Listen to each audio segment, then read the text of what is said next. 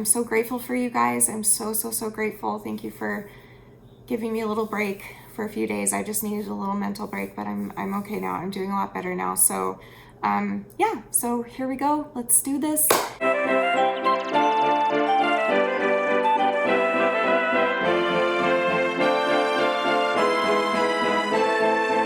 Hi Shani Fannies, welcome to Educating Shani. I'm Shani and I survived an eating disorder. Hi Shani, hi! Welcome back to my channel, welcome if you're new. Today is kind of a scary video for me, I'm not gonna lie to you, this is a scary one. Apparently I'm losing my voice also, which is great. Hello, what's happening? Where is it going? Rude.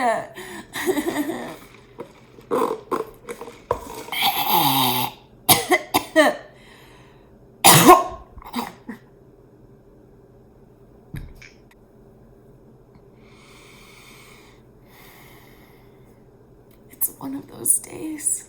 Well, today is going to be a scary video for me. I've actually already shot this video and I'm redoing it, and I'll tell you why. The first time I shot it, I addressed my abuser like by his name, title type thing. I don't think I want to do that. I think I've said here and there, you guys can piece it together who my biggest abuser was. I'm going to be talking about a few different ways that I was abused growing up. So most of them are from my main abuser, some of them are not. So I just want to obviously also give like a huge trigger warning that this video is going to be talking a little bit about abuse, you know, physical, mental, emotional, spiritual, sexual abuse, and kind of my triggers. And the reason I want to do this video is because I want to start opening up a little bit more about triggers that are hard for me to talk about. I've already worked really hard to face my triggers as far as like my eating disorder and other mental health and self-harm and stuff like that goes. For the most part, I still get triggered sometimes, but for the most part, I don't, because I do something where every single day I talk about these things, whether it's a video, a live stream, whatever, and I help people and I listen to their problems. And so at first it was really hard for me and it was really triggering for me, but in therapy, I worked really hard specifically for this so that I could keep on doing what I'm doing.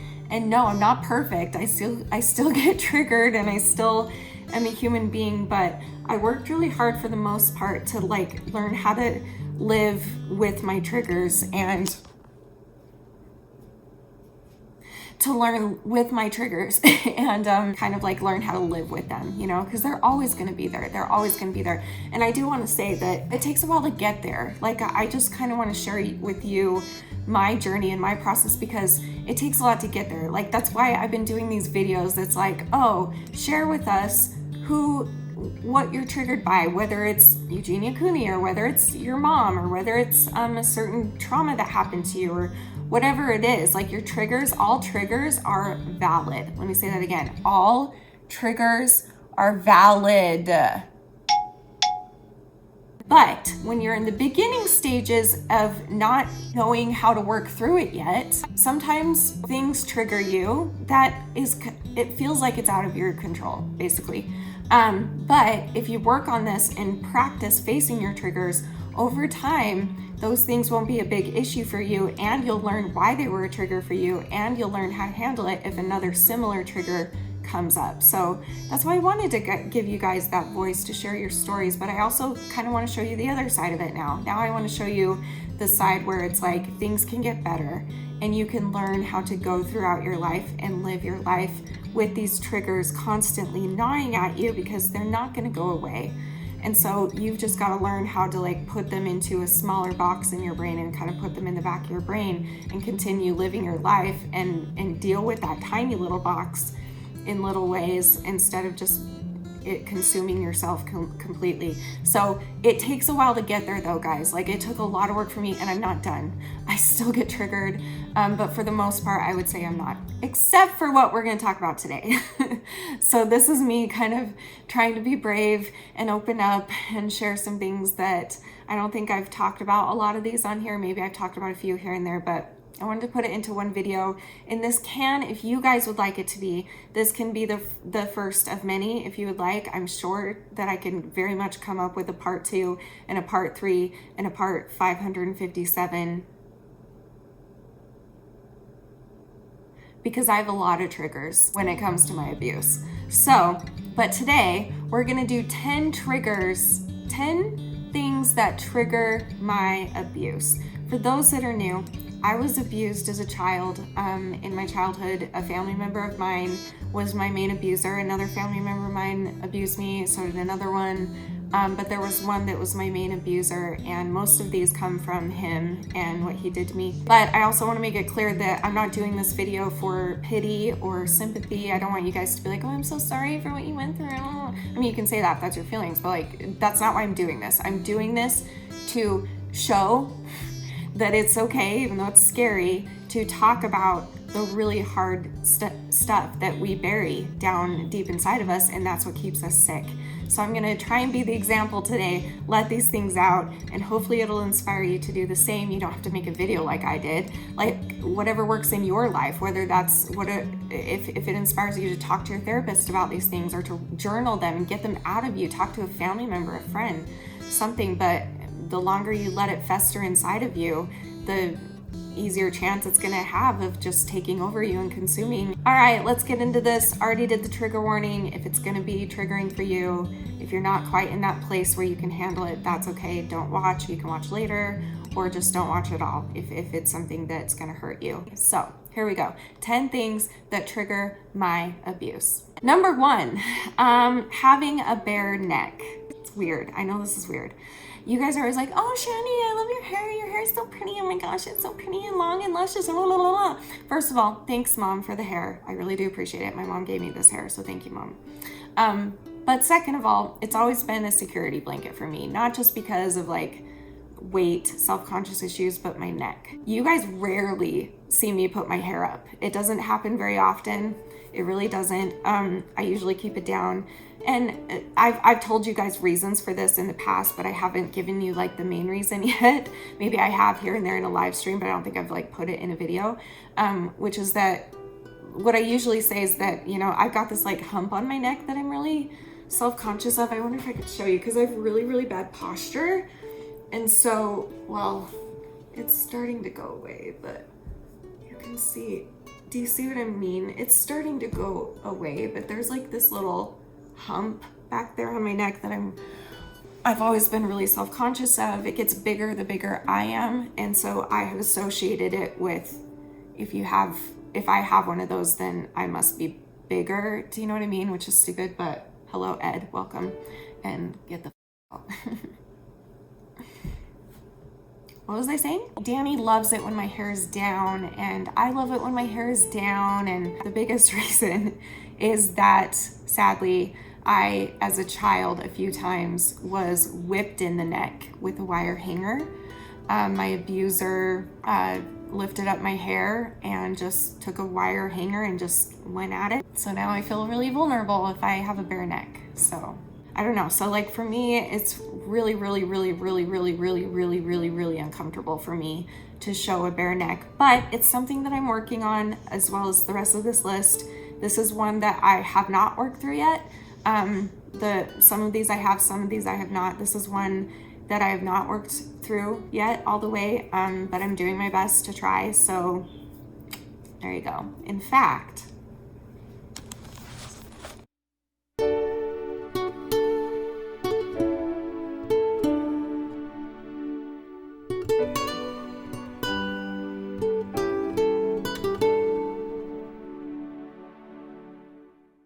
I'm so self-conscious right now. Number 2, slapstick braces. If you don't know what these are, because you're not old like me, it's these little bracelet things that kind of looks like a ruler, and then you slap it on your wrist and it like coils onto your wrist and it becomes a bracelet thing. I despise those.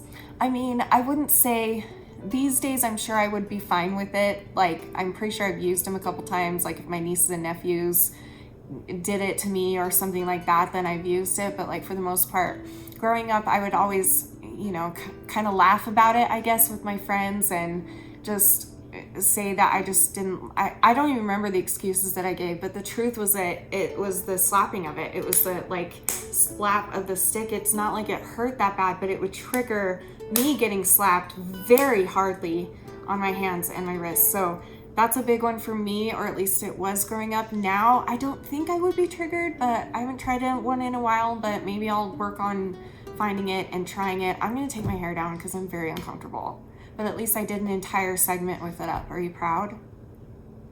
Okay, moving on. Number 3, white tennis shoes, specifically men's Reebok. Is that how you say it? Tennis shoes. The Reeboks, I'm sure they still make shoes, but like back in the 80s and 90s, it was really popular. And my abuser always wore those. He always wore white Reebok tennis shoes. And so anytime I see those, he still wears them to this day. If I see him once in a great blue moon, he still wears them. And it's anytime I see it, especially if they're a little bit dirty, because we didn't have a lot of money growing up. And so they were usually like either very, very old or bought at like a secondhand store or whatever. So anything like that definitely triggers me for sure. Number 4, my face. Sometimes. I have a face that has changed a lot throughout the years. Growing up, I had more of a moon-shaped, rounder face. The older I'm getting, the more it's thinning out, the more I'm looking more like my mom's side, as opposed to my dad's side, which is the bigger, rounder face. But sometimes I look at my eyes, and especially if I don't have makeup on, my eyes look just like my abuser's eyes when I don't have makeup on. Just they're very shaped the same, they're wide set, they're brown, they're kind of saggy a little bit. So anytime I don't have makeup on, I don't like looking at myself because it does look like my abuser's eyes, and that really triggers me big time. Once in a while it doesn't, but for the most part it usually does, especially if I'm like tired and they're a little bit closed, because my abuser's eyes were a little bit not quite as bright and wide-eyed as me, but it still is. Like even that right there, those are his eyes right there without the mascara.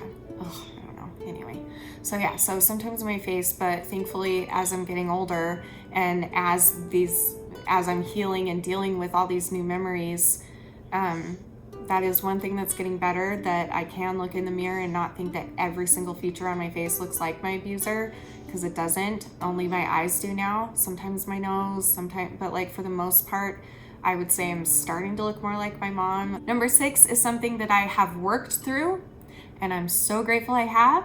Sometimes it will affect me a little. For the most part, it does not, which is hugging. Specifically a side hug. Let me explain. So growing up, I got boobs really young. I was in 2nd grade when I got my boobs. I don't know if that counts, because I don't know if it's like, I've heard people say you can't get your boobs until you hit puberty and start your period and stuff, but like, so maybe they weren't boobs, but I did have boobs. You know what I mean? Maybe they weren't breasts, but I had boob looking things because I was chubby as a child.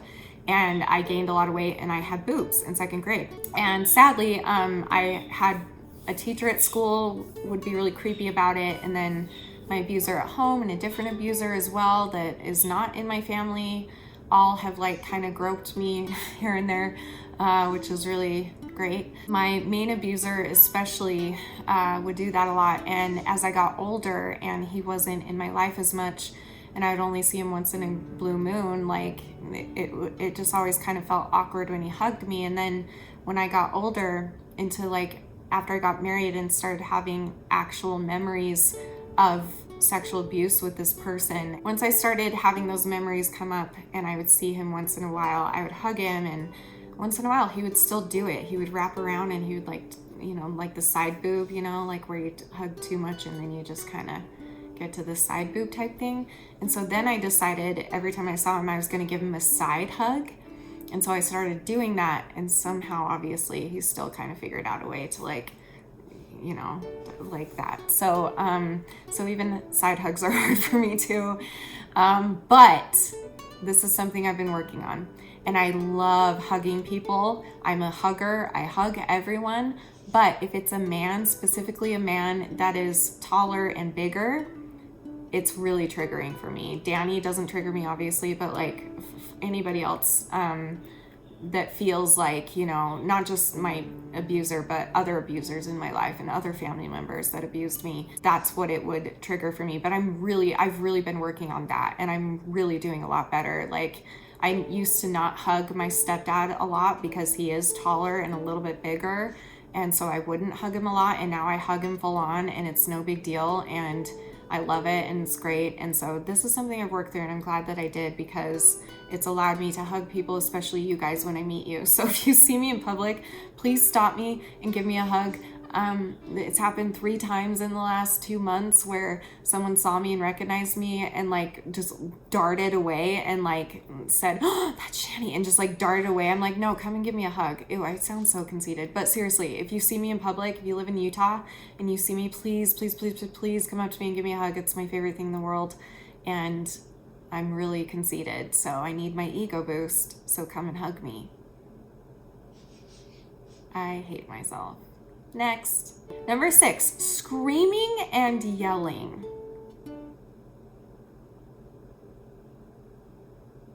Self-explanatory. Next. Number 7, the city of Orem. Orem is a city here in Utah where I grew up for the most part of my childhood. I was born and raised there. We lived in Vegas for 1 year when I was like 3 years old. I don't have a lot of memories from that. And then I also lived in Spanish Fork, which was like 20 miles south of Orem. Wasn't very far, for like a year. But other than that, I was born and raised in Orem. And so not only was I abused in Orem, I was bullied. I went through all my stages of school and failing school and being bullied at school and being abused at home and being abused outside the home and all that stuff. And so it kind of like reminds me of all of that pain that I was in when I was a child, and just being this chubby little depressed child that was so nice and sweet to everybody else but not to herself. Like it's just a big trigger for me. And unfortunately, where we live now in Pleasant Grove, Utah, a lot of our appointments are in Provo, which is Orem. Is right in the middle. So we drive through Orem a lot, and sometimes we have appointments in Orem. Sometimes we go to dinner with family in Orem. Sometimes that's where our mall is. Sometimes we have to go to the mall and that's where it is. So like it's a big thing for me. If I can avoid Orem, I will. Like if we are in Orem and we need to go to Walmart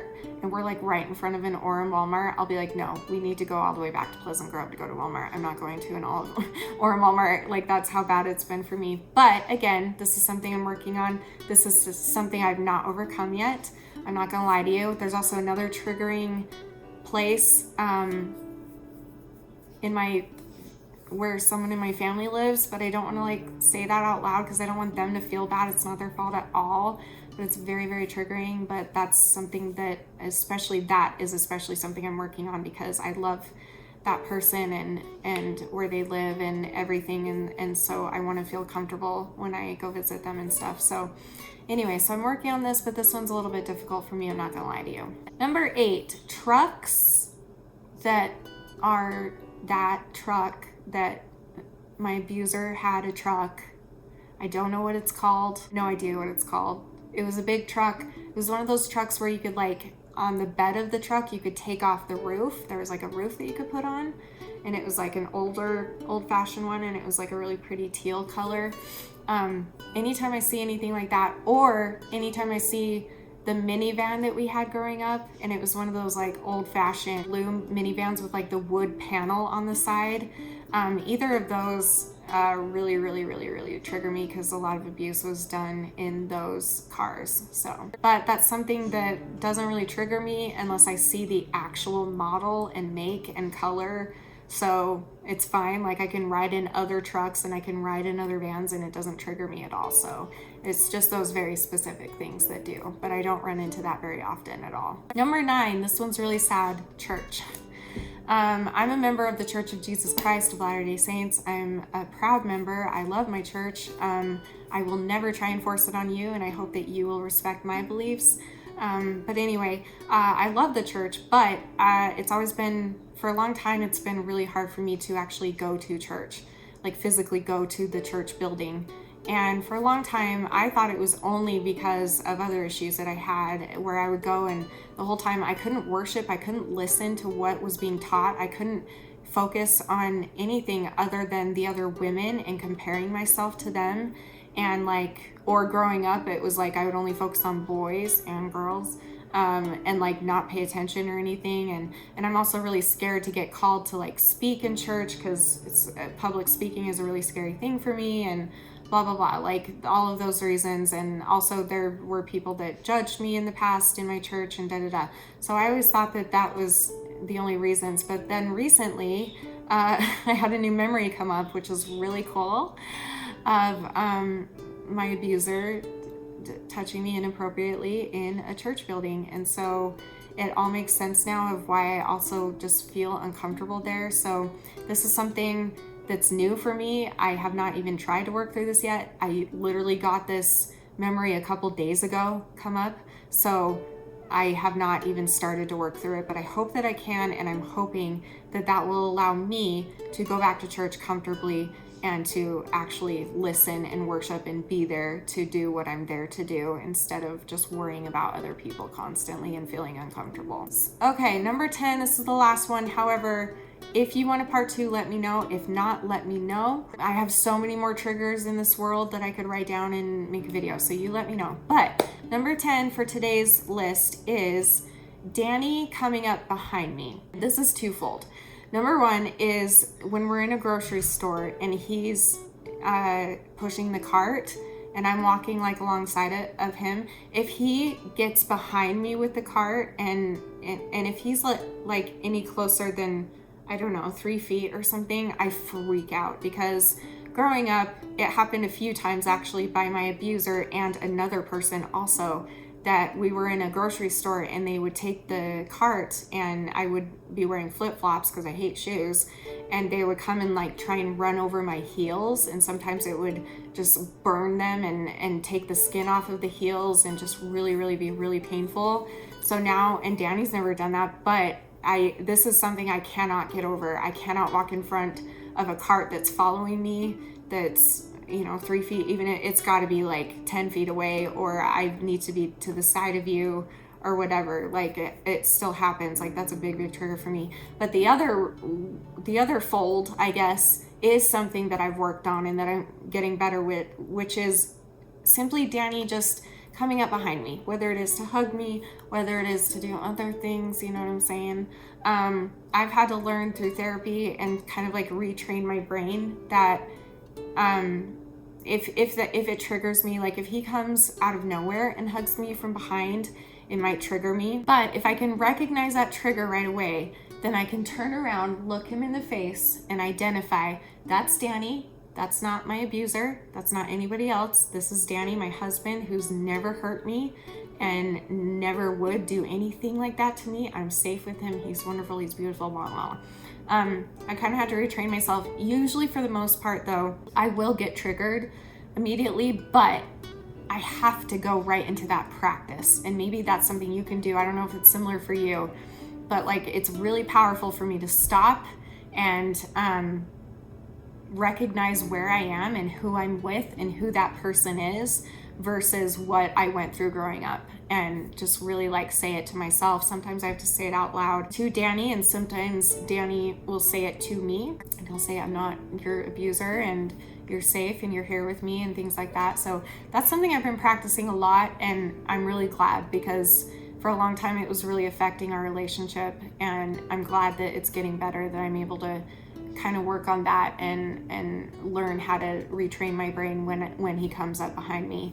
And if someone else does that, I don't know, it's not that bad, I guess, but in the past it has been, but I guess it's not that bad anymore. But so all that being said, I just want to say that I know this is like sad stuff, but honestly, like I actually feel kind of good getting these things out and sharing them with you. And I encourage you to do the same, whether it be with your therapist, a family member, a friend, in the comments of this video, whatever it is for you, a journal, whatever, get it out there and talk about it. Like so many of these things I've learned to deal with, and I'm in the process of learning to deal with. And that's really cool, because again, life is always going to be throwing you some triggers, and life is always going to be upsetting and hurting you and making you feel like a big pile of shit. And so what do? You got to like focus on the things that don't make you feel like a big pile of shit. And then the more you focus on the non-pile of shit, then the less you'll focus on the pile of shit, and therefore you won't be the pile of shit that you think that you are, even though you're not. So sorry, Mom, for saying shit so much if you're watching. All right, I'm gonna end it there, you guys. I'm obviously tired. I love you guys a lot. Please let me know if this video helped you at all, and if you'd like me to do more of these, and feel free to open up conversation respectfully in the comments. I love reading that. I love reading when you guys are like helping each other out in the comments. It's the cutest thing, and like connecting, sharing information, and just becoming friends. And there have been people that have found second and first families in this community, because some people don't have any family and they find it here. So we've got a really awesome community, and I'm really proud of it. So I love you guys so much, and I will see you very soon for another video. And remember forever and always that you are beautiful, you're worth it, and I am too. Thank you for watching. Bye.